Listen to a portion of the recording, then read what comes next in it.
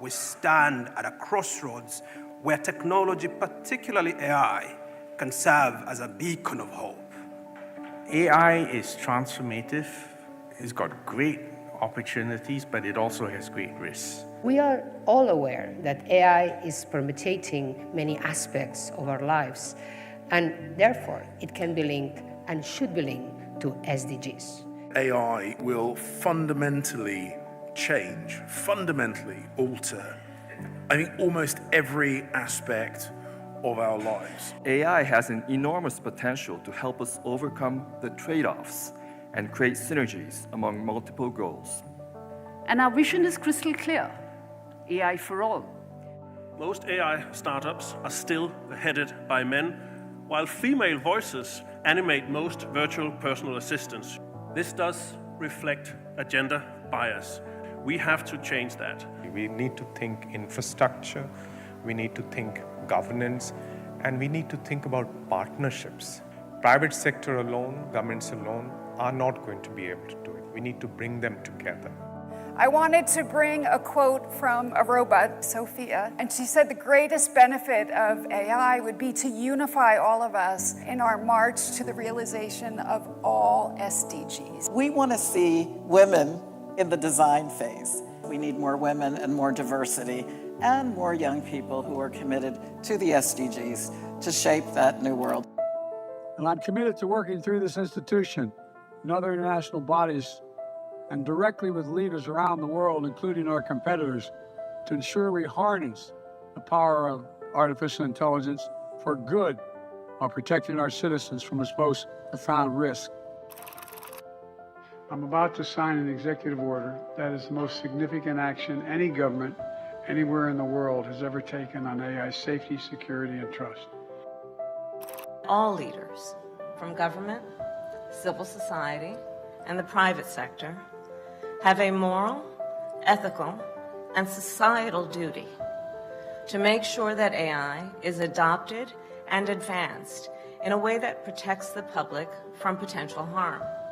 Today, all 193 members of the United Nations General Assembly have spoken in one voice and together chosen to govern artificial intelligence rather than let it govern us. Our advantage comes not just from our domestic strength. It comes from our solidarity with the majority of the world that shares our vision for a vibrant, open, and secure technological future, and from an unmatched network of allies and partners with whom we can work in common cause to pass the tech test. We're committed not to digital sovereignty, but digital solidarity.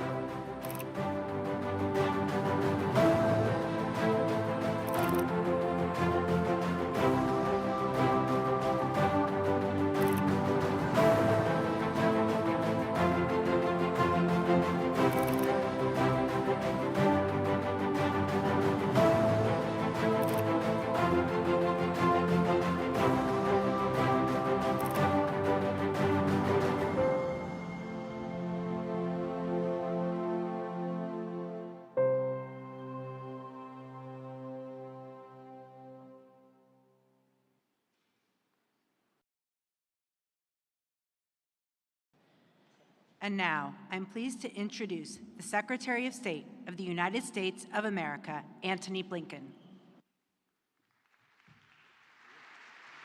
Hey, thank you. Good afternoon. Thank you, everyone.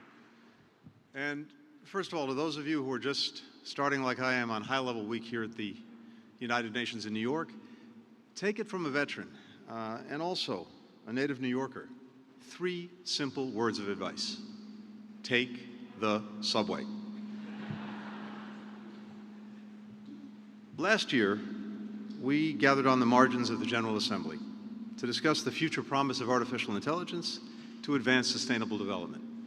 And of the many events I did last year, this is one of the events that really stuck with me because I could feel the energy, the palpable enthusiasm, the belief that AI can be such a force multiplier in actually moving forward on sustainable development goals. This year, that future promise is increasingly a present-day possibility. But if we're going to realize the full potential of AI to improve the lives of people around the world, That requires accelerating our efforts to ensure that this technology is genuinely inclusive. And that's what I want to spend a little bit of time talking about today. Inclusive means that more people can access, understand, and develop AI to help solve the problems that they actually face in their lives. It means that AI technology benefits from and helps preserve cultural and linguistic diversity. It means that civil society, the private sector, governments, multilateral organizations, all have a voice in shaping the governance and applications of this technology. It means that AI reduces, rather than exacerbates, the enduring inequities within and between our countries. Around the world, we are seeing remarkable innovations in harnessing AI to actually expand opportunity. Just to cite a few examples, in Brazil, AI chatbots are providing personalized tutoring to students with disabilities, expanding access to quality education for them. In Indonesia, AI is helping manage and optimize renewable energy grids, bringing clean, affordable energy to more communities. In India, farmers are using AI-driven apps to adapt to changing climate conditions, improving livelihoods, feeding more people. The focus of this gathering, what brings us all together today, is what can we do to give more people in more places the power to unleash opportunities like these. We know that we have our work cut out for us because, as we know, this revolution, this AI revolution, is leaving people behind, simply due to a lack of access or a lack of capacity. And those are really the challenges before us and the challenges that we're focused on today. Now, this is a disparity that hurts all of us, and here's why.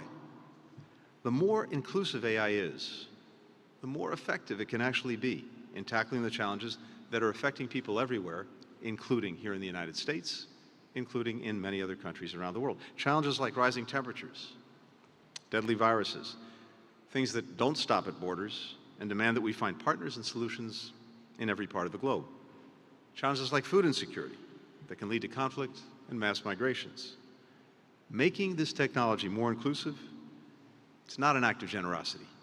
It's in our national interest and in the interests of our firms, of our entrepreneurs, of our investors. The foundation for making AI more inclusive is governance. The international rules, the international norms that help promote safe, secure, and trustworthy AI systems. Now, just over the past year, the United States and our partners have made remarkable progress in building AI frameworks that promote innovation and more equitable access, while at the same time protecting human rights and safety, working with a wide range of partners in every region. Our administration worked with leading AI companies on a set of voluntary commitments, like carrying out security tests before they release new products, developing tools to help users recognize AI-generated content. The U.S. teamed up with our G7 partners to set out guiding principles and a code of conduct to address the impact of advanced AI systems on our societies and on our communities. And we carried this work forward at summits in the United Kingdom and then in Korea. We put these principles at the heart of a UN General Assembly resolution on AI that the United States developed. In March, every UN member adopted it by consensus. And in November, the United States will host an international gathering of AI safety institutes and experts to deepen the technical foundations for implementing these governance frameworks.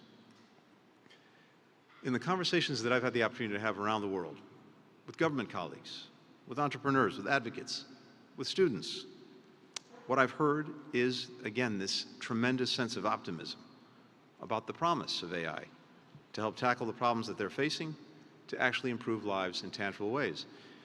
And at least from my own experience, I'd say that optimism, that enthusiasm, is even more widely shared in the so-called global majority countries. So today, one of the things our government is doing is putting out new resources to help our partners advance the effort to use AI in ways that actually improve lives. A playbook that identifies key actions that the United States and our development partners can take to harness AI to advance sustainable development.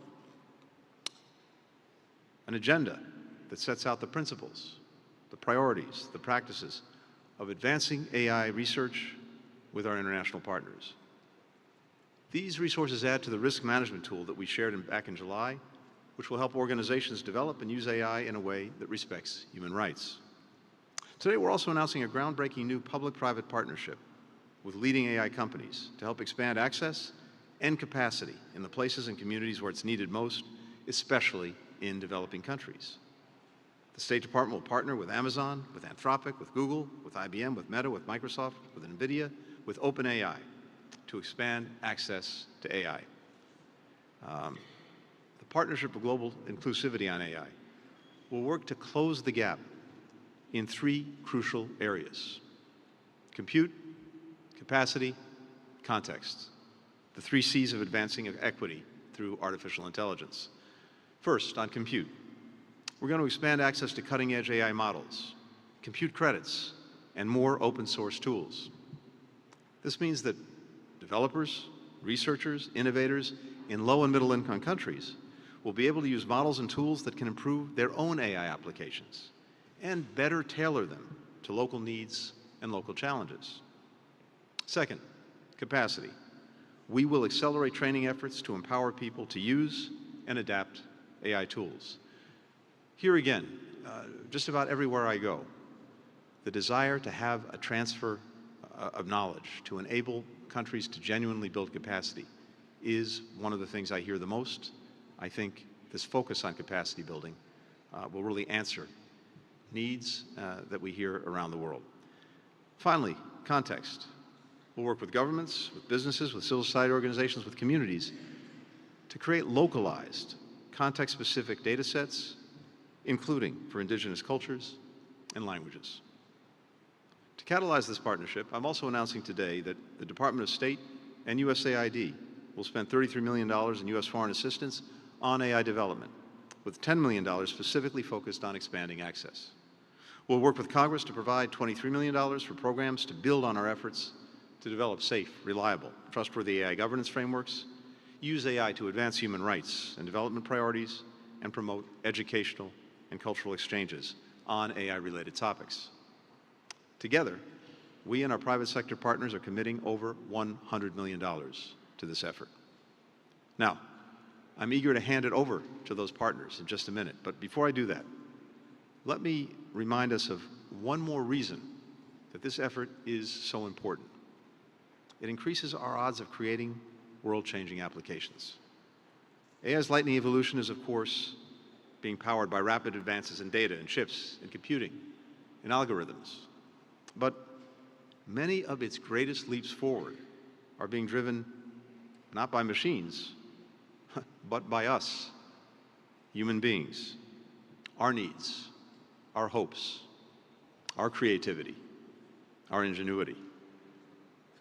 To get the most out of this transformative technology, we have to give more people in more places the chance to adapt it and to use it for good.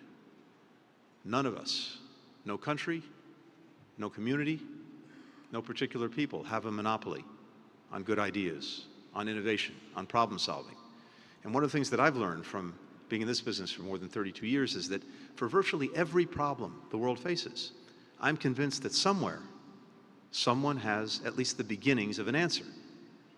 But we have to find ways to share it, and we have to find ways to empower more people to find it. The more we unleash human creativity, human ingenuity in every part of this planet, the better off all of us are going to be.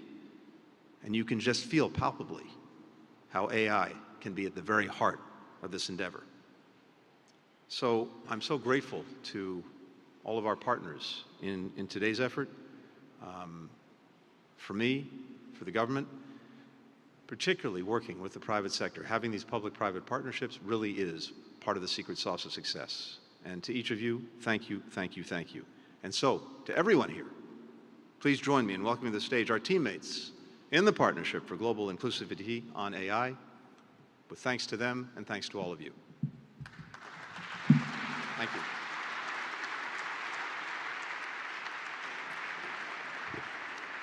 We welcome to the stage from OpenAI, Sam Altman, From Microsoft, Brad Smith. From IBM, Gary Cohn. From Amazon, David Zapolsky. From Google, James Municki. From Meta, Joel Pineau. From NVIDIA, Ned Finkel. From Anthropic, Sarah Heck. Thank you.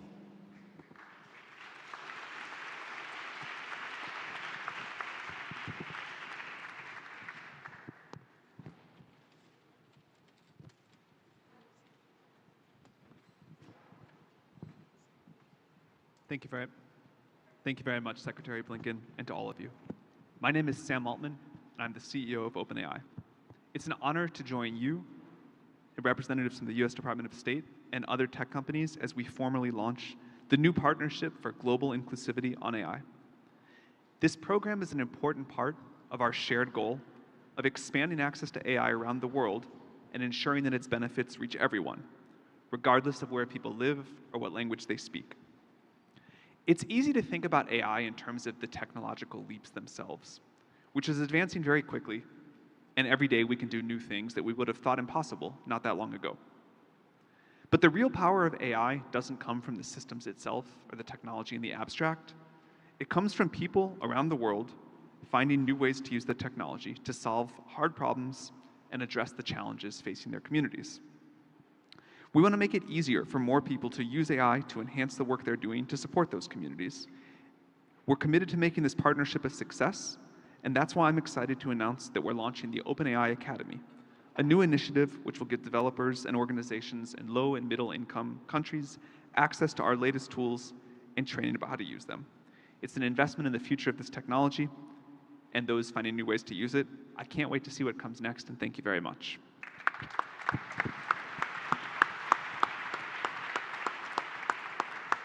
Hello, good afternoon. I'm Brad Smith, the Vice Chair and President of Microsoft. Thank you, Secretary Blinken, for this important initiative. I think it's worth remembering that 142 years ago, just 4 years after Thomas Edison first harnessed the power of electricity, the first power plant started operating here in Lower Manhattan. It lit up a dark night. Tonight, more than 14 decades later, there are still 700 million people and 43% of the people in Africa who will go to bed without access to electricity.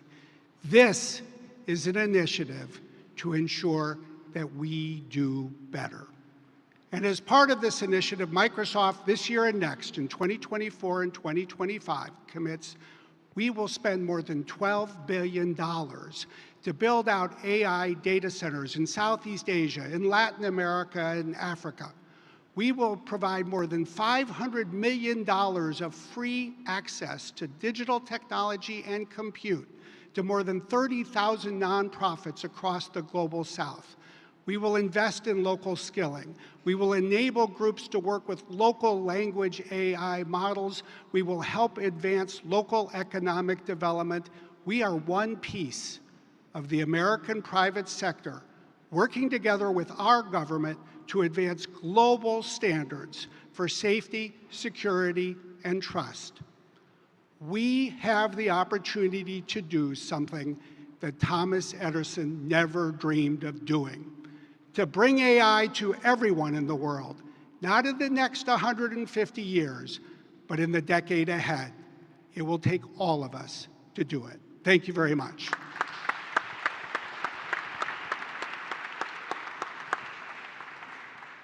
Hello, I'm Gary Cohn, Vice Chairman of IBM. First of all, I thought there'd be a bot that would cut us off after 60 seconds, but I guess the AI is not working as well here. Thank you, Secretary Blinken, and your entire team for your leadership in the public-private partnerships and your commitments to promote AI innovation. IBM has been involved in AI for decades and strongly believes that AI is a transformational technology of our time. The world needs innovation, training, and access to technology to create productivity and growth. IBM has continuously committed to help vulnerable populations address environmental challenges. IBM has extended the IBM Sustainability Accelerator pledge of providing up to $45 million in expertise and technology, such as AI, by the end of 2028. We work with organizations such as NASA and UNDP to develop valuable data sets to make them more accessible including the developing countries, for earth sciences research and energy equity. IBM provides AI training and access to technology to create a world driven by AI solutions.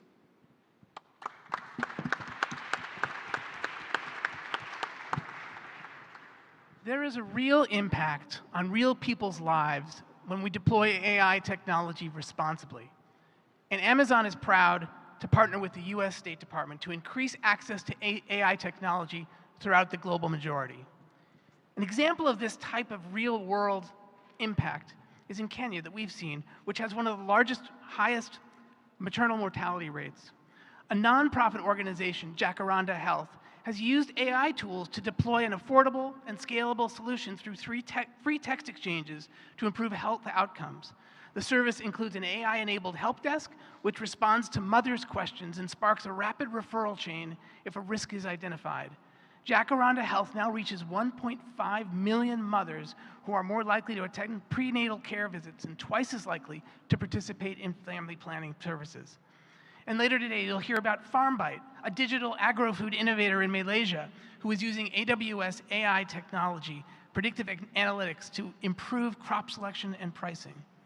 These are just some of the critical impacts and innovations that we are seeing, and I look forward to seeing what more we can do together.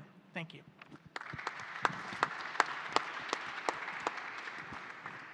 Mr. Secretary, distinguished guests, I've had the pleasure and the honor of co-chairing the UN's high-level body on AI, and we're delighted that, in fact, our recommendations were part of the Global Digital Compact.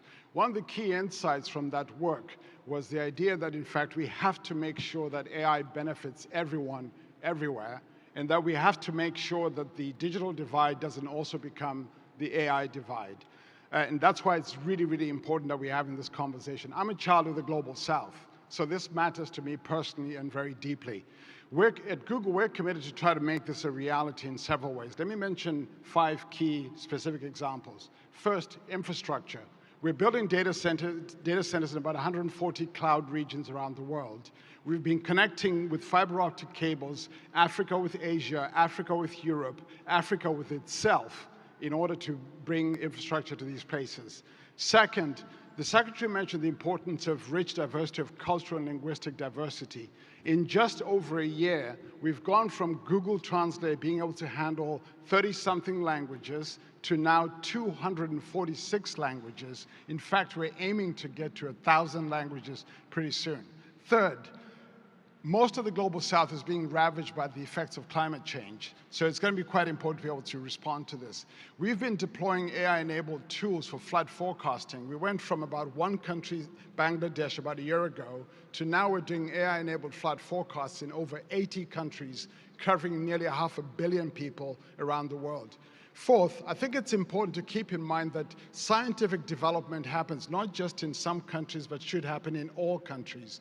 So our work, for example, with our AlphaFold program, our AlphaFold program is now being used by over 2 million scientists with most of those actually in 190 countries, half of them in the Global South. That's very, very important. And then finally, people. Let me talk about people.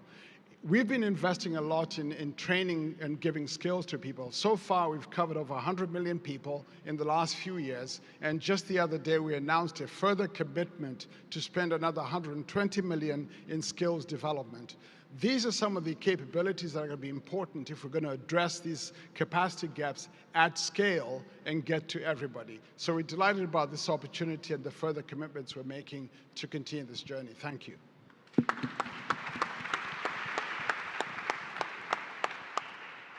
Good afternoon. It's a pleasure to be here. It's been a little over a year since Meta signed on to the voluntary commitments from the White House. Today, we are proud to sign on to this new agreement, public-private partnership to help enable deployment of AI to accelerate progress on sustainable development goals. At Meta, we do believe that open source is crucial for democratizing access to the technology, for spurring economic growth, and for the digital inclusion of the Global South, as well as for increasing transparency and trust in AI systems. In 2024, 2025, Meta will invest over $10 million in programmatic support for open source AI innovation. With this investment, we will directly increase access to AI to global communities in Latin America, Africa, Middle East, and Asia. We will offer grants, training, as well as deployment of open source AI and Llama to small businesses and governments.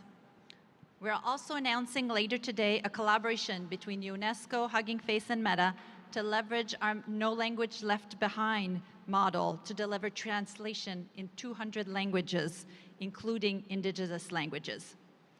This is in addition to the billions we are investing in training the models and developing them to make sure that they're safe, open, and accessible. We're grateful for this partnership. We know that this is just the beginning of how we can deploy AI to solve some of society's greatest challenge. Thank you.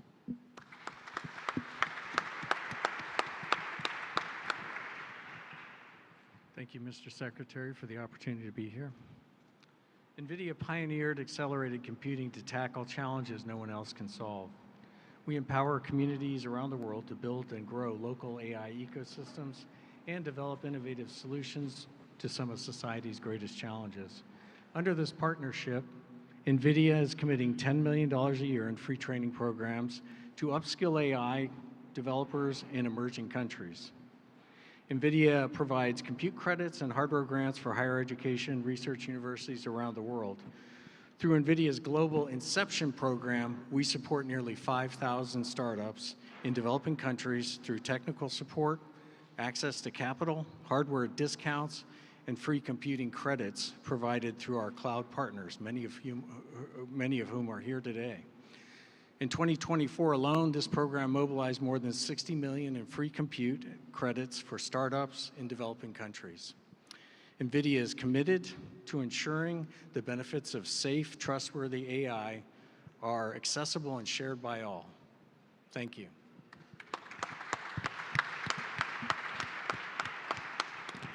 Good afternoon. I have this distinction of being the final speaker, which you're probably very pleased about.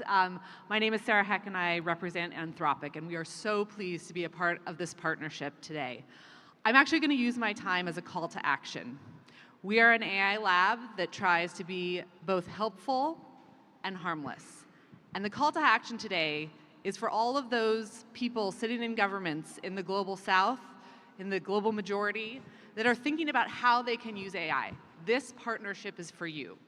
Our contribution to this partnership is to ensure teams across governments can help accelerate the global development goals. To make sure whether you're a team of 2 people sitting in Uganda, or you're a huge team that wants API access to models that is sitting somewhere in Bosnia, we are here to help you today. So my hope is that if you're watching online or you're sitting in the audience, you're thinking about how are you using AI in your work to build trust, to be helpful and harmless to your citizens, and how we can work together. Thanks so much.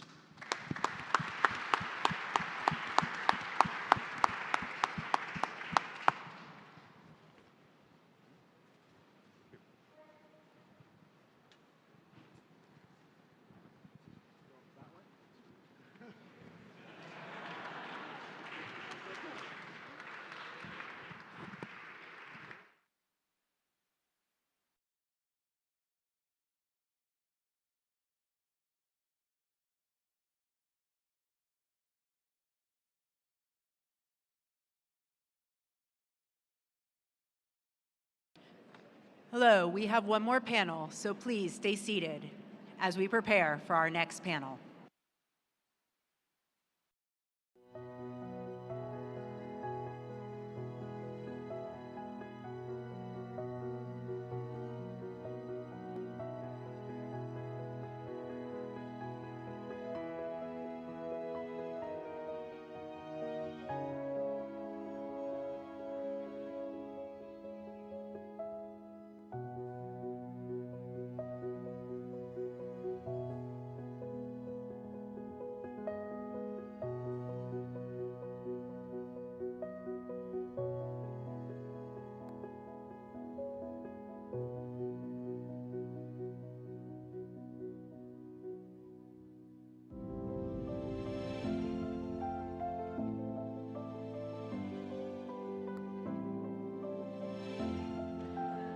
Hello.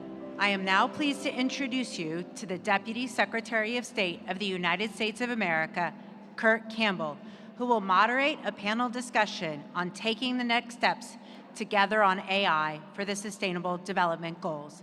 The panelists are Secretary General Doreen Bogdan-Martin of the International Telecommunication Union, Director of the United Nations Development Program, Achim Steiner, Nigeria's Minister of Communications, Innovation, and Digital Economy, Bosen Tijani, Singapore's Minister for Digital Development and Information, Josephine Teo Liebman, Colombia's Minister of Information and Communications Technologies, Mauricio Lizano.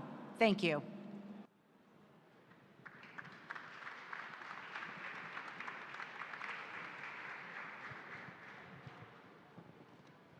So good afternoon, friends. We're going to dispense with introductions since you see who we are behind us. We've just heard a really remarkable set of commitments and comments on the promise and prospects of AI in the Global South. And I will tell you, as someone who's worked on both sides in the private and public sector, these kinds of partnerships are extraordinarily difficult to put together, but it holds enormous prospect going forward. What you see before you is a diverse group of people that bring different perspectives about the promise, the challenges of AI. And so when we talk about AI in the Global South, this is not a monolithic issue. This is an issue that has regional concerns and opportunities, also poses challenges and opportunities to institutions.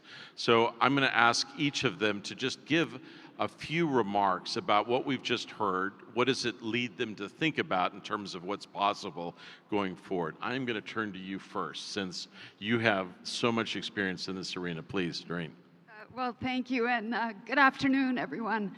Let me say I was super excited by these announcements. I think as we heard yesterday with the Pact of the Future being adopted, the Global Digital Compact, we have to focus on action, on implementation, and clearly the speakers prior did that, and so I'm quite excited to help take this forward.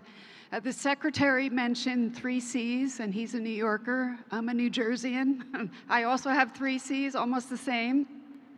I think we need to focus on connectivity. We need to be focused on computing, and we also need to be focused on capacity development. As James mentioned before, and the GDC expressed this well, we still have 2.6 billion people that have never been connected. And so if we don't connect those 2.6 billion, we're going to naturally have a big divide when it comes to AI. So we have to close that divide, which also includes, by the way, a gender divide. And we kind of see it a little bit in this room. So we have to also focus on that. The second piece is the compute piece. As the Secretary mentioned, we need to make sure that there's a better distribution of computing resources. I would say within that, there's also a data gap. Getting access to data, available data, quality data is also critical. And then, of course, the third piece is the capacity piece, the capacity development, the skill building, and that's very much where ITU is focusing much of its attention, and I hope I can come back and say more about that. Great. We hope to get a little bit into skill building. Mauricio, can we hear the perspective from Colombia? Lots of interesting ideas and possibilities, but huge challenges as well, including some issues with respect to energy and infrastructure. How are you seeing this going forward, please? Yeah, thank you. First of all, thank you for having me here, and the words that you just said, the Secretary of State. I think we are very much aligned with what he said, and also we host a ministerial gathering in Colombia. 22 ministers from Latin America went to Cartagena, and we made a declaration.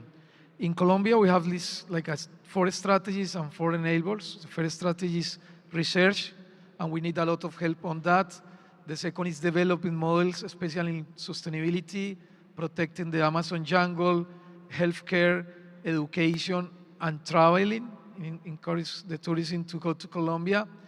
And so we are developing these fundamentals models. The third thing is we are working on using the AI responsibly, ethically, to everyone. And the fourth strategy is to educate people. We call democratization, AI for everyone. We are educating 1 million people in Colombia nowadays. And in terms of enablers, is almost what the secretary said. We would like to work in infrastructure. We have to increase our computer capacities, GPUs, supercomputing, and in this strategy just align what we really need in America Latina. I can't just say not just in Colombia.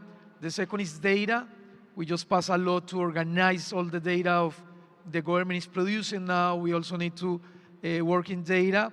The third strategy in terms of the third enabler is financing. We need funds, of course. We need more money to develop these capacities, and that's also we can work together with United States and all the countries that are willing to invest. In Colombia, we're working with Microsoft, we're working with Google, we're working with Amazon, OpenAI, all of them. And the fourth part is diplomacy. We have to work together as a globe, as a world. We cannot tackle these problems alone. We need to be together in this, so we cannot leave anyone behind. And AI is for everyone, especially because it's a huge opportunity to developing countries and to Latin America. So thank you for the invitation. Great. Achim, in your role as UNDP, this is the game day week for you. So many people coming in to work on your initiatives and your issues, but extraordinarily challenging. Probably one of the most challenging times in our history. How do you see AI, particularly as it intersects with the issues that you are traditionally working on? Thank you, Kurt. Thank you very much. I want to begin where Secretary Blinken left off. I think what we see with AI, with digital, with this technology frontier is one of the few things perhaps that can give us all, everyone around the world, a sense of hope. There is an age of possibility opening up right now that is extraordinary, and you just saw the CEOs of a number of leading companies in the world pledging to this idea that we need to develop this capacity for everyone everywhere. And I think for me, who leads in the UN next to ITU, the organization that essentially has capacity building, governance, institution building as its bread and butter in 170 countries, this is a transformative frontier for development. And I think in the way that we can talk about either safety, inclusion, the security of systems, even from those who look at cybercrime and cybersecurity today, the weakest link in a global ecosystem of digital and AI technology being deployed will be the country that has no institutions, no capacity, no means to actually make sure that those who would abuse these systems would have the opportunity to do so. But perhaps the greatest benefit is to help governments frame the kind of governance systems where inclusion becomes a driving criteria for this technology. Because anybody left behind, to Mauricio's point, will never catch up in this century. And that remains our focus, together with the ITU and many of the partners that we work with, to bring this idea of an extraordinary opportunity to the development arena. Thank you. So we hear a lot of not being the worries about being left behind, but also the idea of leaping forward, leaping across generations to play a dominant role. Josephine, we're thrilled to have you here, my good friend. You all know that Singapore was the leader, the first to establish a digital ministry, has been very focused on this. What's the perspective from Southeast Asia and from Singapore? Tell us a little bit about how you respond to what you've just heard as well. Thank you very much, Kurt. And also thank you to the Department of State for inviting Singapore to be part of this conversation. May I just say that this idea of a partnership for global inclusivity for AI is a very timely initiative. And I also like very much that you're sharply focused on the 3 C's of context, capacity, and also, first of all, compute. I thought that perhaps for today's conversation, I could just share a little bit about what's happened in Singapore as a way of reflecting the possibilities for Southeast Asia. As many of you know, when you think about building up compute capacity, the Secretary had talked about the importance of infrastructure. We've seen in recent years very strong and active investments from US companies. I think the order of magnitude is not surprising to everyone in this room.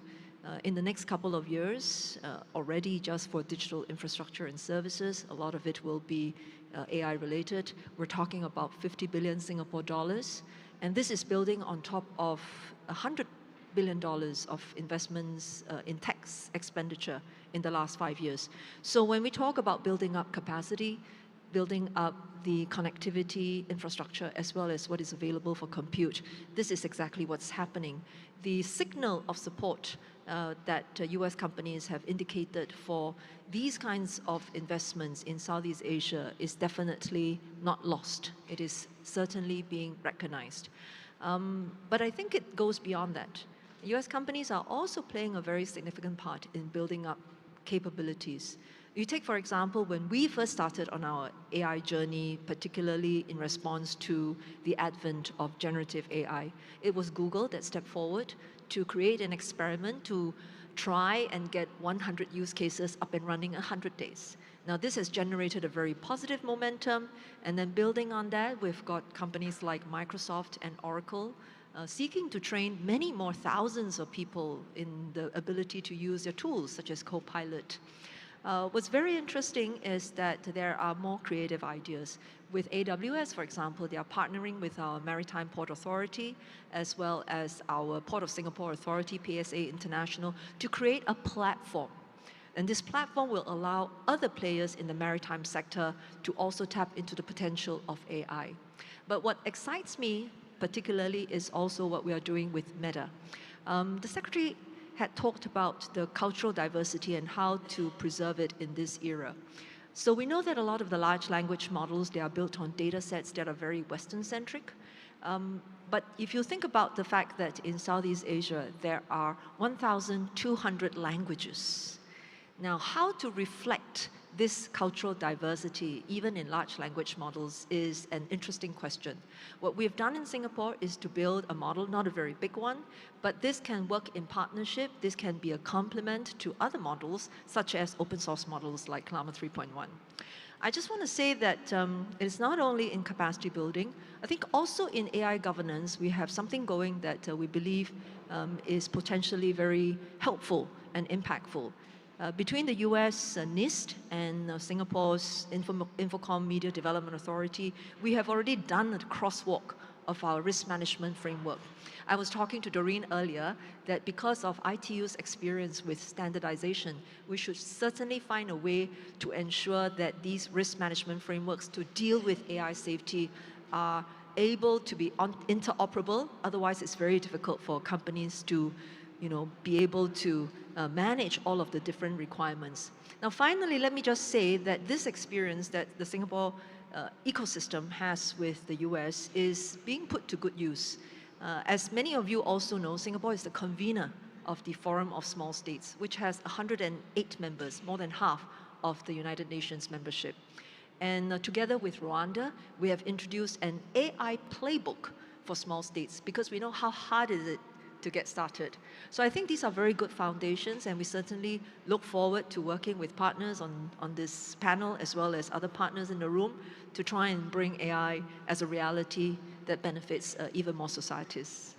Thanks, Josephine. I did want to commend you on this work that you're trying to do with smaller states. They all feel a little anxious. Helping them with a playbook about how they make their way forward is very powerful and important.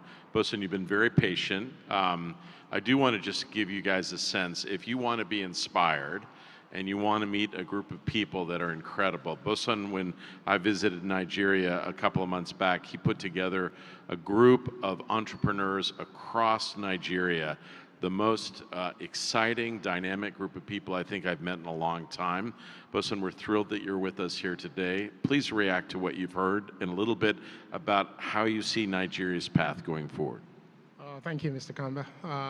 Good afternoon, distinguished participant guests.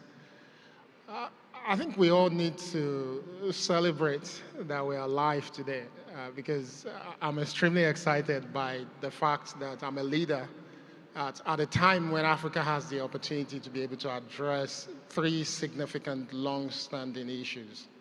If you follow our continent, you know that historically we focused a lot on finding ways to optimize how we use our resources. This is a long-standing challenge for us. The second one is raising the level of productivity across our key sectors.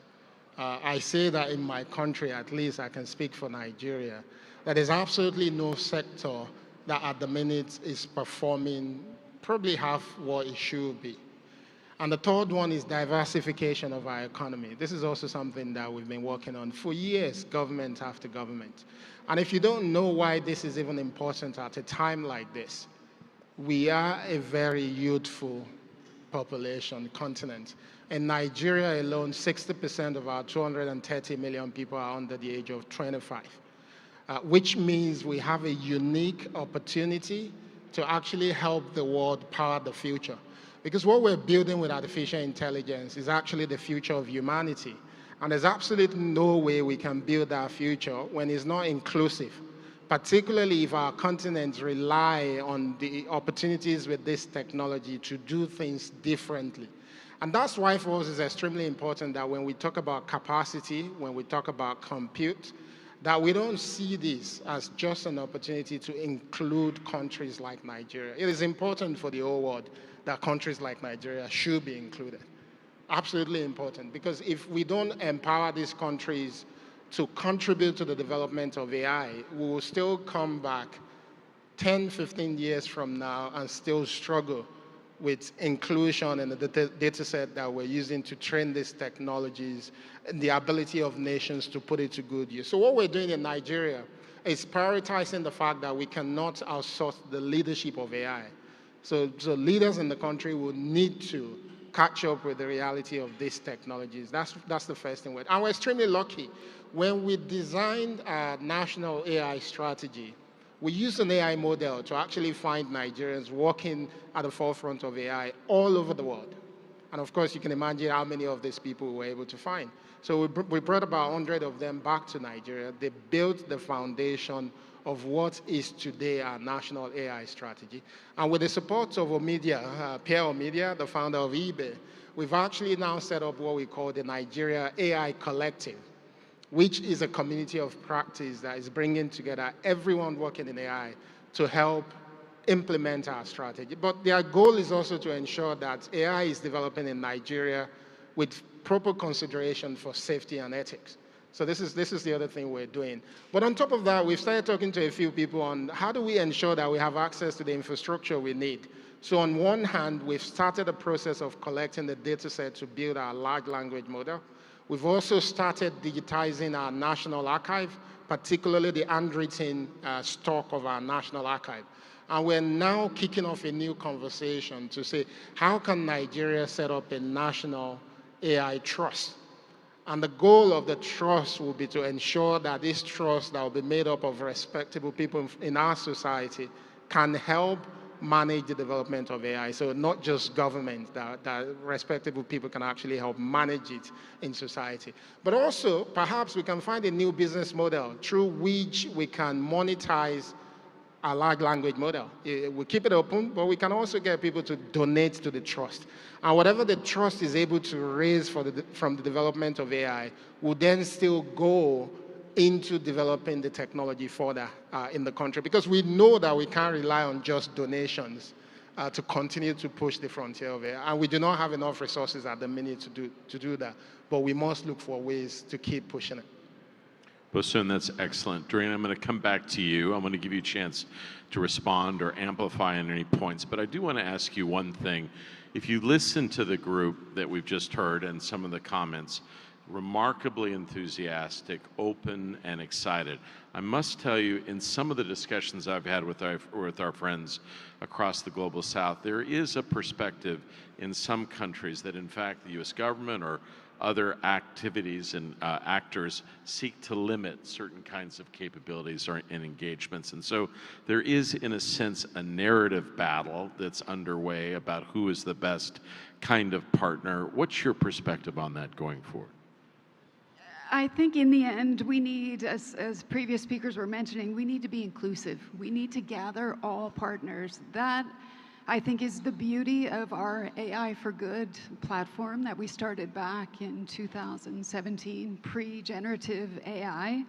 And using that platform, we have been able to demonstrate specific solutions to help achieve the SDGs. Saturday, we had our digital day together, Akeem and I, and we were able to show the world how we can build a safe, inclusive, responsible, affordable digital future for all, and that we can do that together. I think partnerships are absolutely fundamental. Josephine, the standards piece is absolutely fundamental. That's where the ITU invests a lot of time and energy focused on AI standards. We have our first Global AI Standards Summit coming up in October. We have some great work with IEC, with ISO, looking at deepfakes and multimedia authentication. We have some great work with Akeem on skilling. We just launched an AI Skills Coalition. We have our AI Hub for Sustainable Development that we also have together. And so it's through those efforts and really through partnership that I think we can help change the narrative. I think we want a positive narrative, as Akeem also mentioned. The world needs hope today, and we need to be able to demonstrate how we can use technologies to help the most vulnerable, to help those that don't have access to education, those that don't have access to employment, those that are struggling due to climate, and I believe that we can do that leveraging AI. Great. Mauricio, a little bit, perhaps add to the conversation about skilling. That's one of your main responsibilities in Colombia. How do you think about it? Do you have the necessary resources? If you need new resources, where do they come from? Yes. Skilling is, as you mentioned, is one of our main priorities now, reskilling, upskilling, and even give the opportunity to everyone to know at least what is AI and use AI for the good of the society, especially for the the poor people. In Colombia, we're trying to educate through skilling, different boot camps, projects, teaching coding in public schools, and working with different platforms to educate our population. Not just to consume technology, because that's one of the main paradigms we want to break out. We don't want to become or continue to be a consumer of technology that's nowadays, especially in Latin America. We would like to become a producers on technology. On becoming a producers on technology in which we can work together, we need more open resources, fundamental model, large language model that do it in different languages, not just English. We need large language model in Spanish. We need gathering data for the model, not just from Europe and United States. We need open the guide of the data in America Latina, in Africa, and so on in other parts of the world. And we need, like you have here in the United States, most of the best of the educated people in AI. It's not a luck that the best companies in AI are here in the United States, but it's not coincidence. But we need this knowledge to be shared around, especially in America Latina. How can we bring these open resources, bring this knowledge to our countries? And that's the effort we are doing now. We're investing, $400 million now, just from my ministry this year, in educating people in many ways. As I told you, boot camps, teaching in schools, 10 and 11th grade, technically in Python, and so on. So, educating people is a way to democratize AI, and we have to do that all together. We are open and happy to work with all of you. Thanks, Mauricio. We'll just take a couple more questions. We're getting the time mark. Akeem, let me ask you. You are at sort of the ground zero of some of these narrative struggles and struggles to define how to think about this going forward.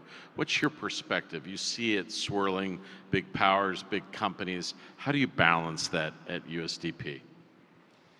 I was thinking how I could fit in one of my thoughts, and you've just given me the perfect question. So let me pick up on that, because I think you're touching on something extremely important, both from the unique nature of the moment in time and the technology we're living with, because this is not another technology revolution like the Industrial Revolution or the arrival of computing or even renewable energy, because it is actually, in a sense, something that's occurring simultaneously across the globe. I mean, listening to Bosun, who I listened to a few years ago, I was just telling him, extraordinary story of somebody who was ahead of many others in creating the kind of incubation ecosystem in Nigeria that allowed now truly highly successful startups to emerge.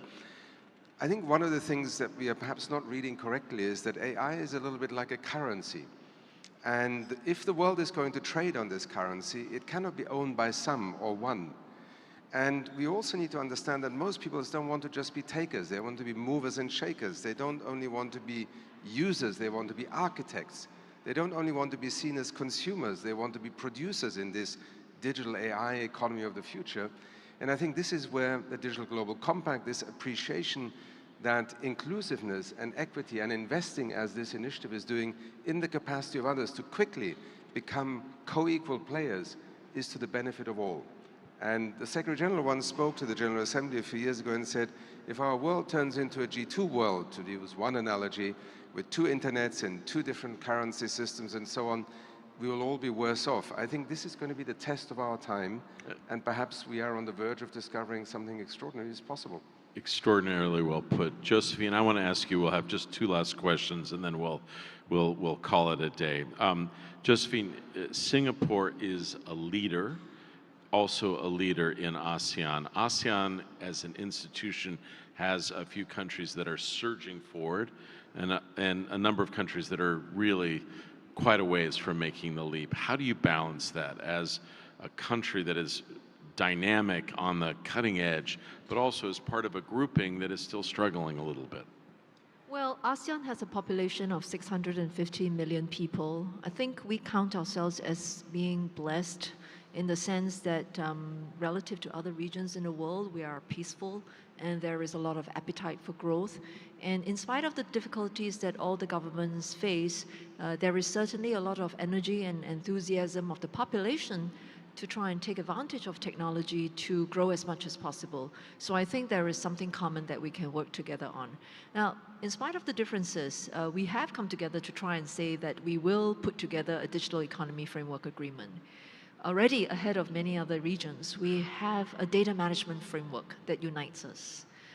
Nate will know this very well. In cybersecurity, we were the first and still the only region in the world that subscribes to the 11 norms of responsible state behavior in cybersecurity. So I would say that these are positive factors to work on. And I think that if enterprises are thinking of an avenue for channeling their products and services as well as their innovation capacity, Southeast Asia is certainly an area that gives a lot of promise and a potential that they should be seriously devoting resources to. I very much agree with that. Bosun, I will say, if I had to choose an evangelist for technology in the Global South, it would probably be you. If you open the dictionary, there's a picture of you there. I do want to ask you a question, though. As we go out and we try to educate and talk to people, we've heard a remarkable number of hopes and dreams expressed here today. You must have some conversations with people that are anxious about what it might do to livelihoods, worries about technology that they don't understand. How do you deal with that? How are you working with the people of Nigeria to educate them about the positives associated with these technological initiatives? Thank you, Mr. Campbell. I think the first thing we've done, which is quite unique to Nigeria, is to cater for the public in our national AI strategy. So there's a part of that is quite strong on not just your traditional education, but bringing the media into the process for crafting our national AI strategy. And I don't think it's unique to Nigeria. I think all over the world, our people still don't have clarity on what this set of technologies that we're talking about will be able to do for them. So I think we need to ensure that the media should be able to speak to it appropriately, because they're the first point of contact between those that are building and the general public. So that's one thing we've done. The other thing we're doing on a larger scale, which again is a lot more intentional than even the media side, is digital skills and literacy. We've been able to separate the two. We see that for our economy to become really sophisticated, we must ensure that a significant number of our people are digitally literate. And whatever we do as government around governance ethics can only build on the understanding of this technology by the ordinary people on the street, because they're the first point of contact in terms of usage. So they have to be able to decipher what is good for them, what is bad for them, and that will come from literacy. Then on the skill side is that we can't appropriate this technology if we don't have the ability to build it locally. And most of the time we look at AI models that are already built, but the beauty of artificial intelligence is in actually being able to collect data and tweak things to serve your own reality and purpose locally. So that's why at the minute we're running what we consider the largest talent accelerator program in the world, where we're training 3 million technical talent. We have fantastic support from the likes of Microsoft, Google, I think AWS is part of it as well, and a very long list of organizations that have given us world-class content that we're deploying to ensure that we can accelerate the development of the workforce that we need both locally, but also ensure that Nigeria can become a net exporter of technology talent. Colleagues, this has been a remarkable panel. You've really enlightened all of us. Could I ask the audience to give them a warm round of thank you, please?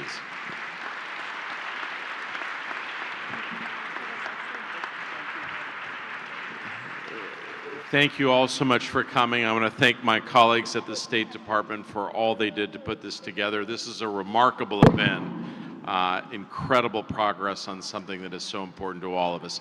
Thank you all for taking the time out of a busy UN week to join us today. Thank you all very much.